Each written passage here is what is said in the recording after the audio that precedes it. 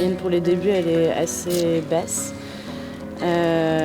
Quelques vaches qui peuvent être en acidose, quelques vaches qui vont peut-être être en cétose aussi. En rural, on fait énormément de kilomètres. On travaille jour et nuit dans des conditions parfois compliquées. Ici, il ne fait pas trop froid, mais encore, il fait très froid. Donc, je pense que c'est une véritable passion. Il faut quand même être passionné, c'est presque un sacerdoce. Ma passion, c'est la rurale. Et je ne voyais pas l'intérêt d'avoir acquis tout ça si ce n'était pas pour le redonner à quelqu'un. L'école Veto, c'était une bonne méthode, une bonne façon de transmettre des connaissances à des jeunes. Et on pouvait le transmettre presque à l'infini, parce qu'ils sont quand même très nombreux. Depuis 12 ans, j'ai vu passer quand même beaucoup de monde. Le fait d'être vétérinaire, ça m'est venu toute petite. Je pense que ça doit être... le premier métier que j'avais évoqué, c'était de faire la soupe. Mais ça, c'était vraiment quand j'étais très petite.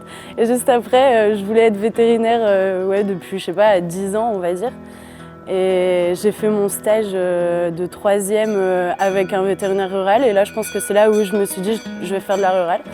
Moi, ce qui me plaît le plus, c'est vraiment ce qu'on fait là, c'est-à-dire la médecine de troupeau. J'adore la nutrition, j'adore le suivi de reproduction, j'adore les diagnostics. J'ai déjà eu l'occasion pendant mes stages de faire des diagnostics en bâtiment, voir si le bâtiment est bien ventilé, qu'est-ce qui peut influencer l'humidité de la litière et du coup le fait que les vaches vont avoir des problèmes de pattes ou alors tout ce qui est la réflexion autour de l'élevage mais dans un contexte très global, quoi. J'aime bien faire de la prévention, réfléchir à comment on pourrait améliorer les choses avec l'éleveur pour que lui gagne mieux sa vie, pour que les animaux soient mieux.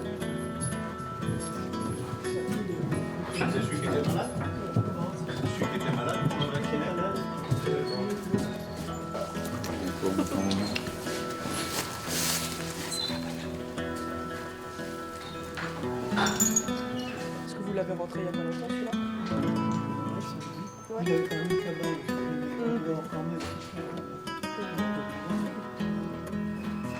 Et là, normalement, il va sauter en l'air, mais c'est pas grave. Super. Ça va. C'est un métier qui est vachement diversifié. On fait vraiment de tout. Que ça soit en rural où on va passer d'une visite de reproduction comme ça, après aller voir un veau malade. C'est vraiment super intéressant. Moi je trouve qu'on s'ennuie jamais, on fait jamais la même chose et c'est ça qui me plaît. Il y a des moments sympas comme les vélages où c'est toujours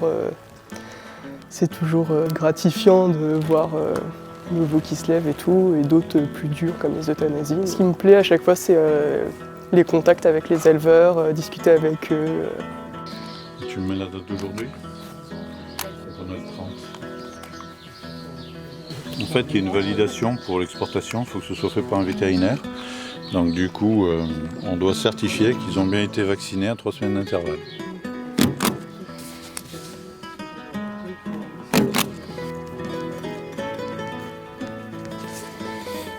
Là, tout est dans les clous. Ça y est. Merci bien, monsieur Cara. Au plaisir, au revoir.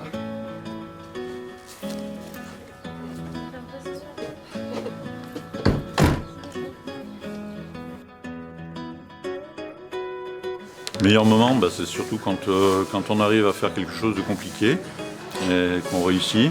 Donc il y en a beaucoup. Des meilleurs moments, il y en a beaucoup.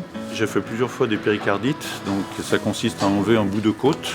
Et donc on tombe directement sur le cœur qui bat. C'est quand même des moments un petit peu stressants pour tout le monde. Quand on réussit, on est content. Après, des meilleurs moments, c'est aussi un vélage compliqué. Quand on arrive à avoir une vache en bonne santé, un veau en bonne santé après un vélage, c'est des moments magiques. Après, les meilleurs moments, c'est quand l'éleveur est content. Si l'éleveur est satisfait, quand les étudiants sont satisfaits, ils sont contents, ils nous remercient. C'est les meilleurs moments. C'est ce qu'on souhaite, c'est tout ce qu'on demande.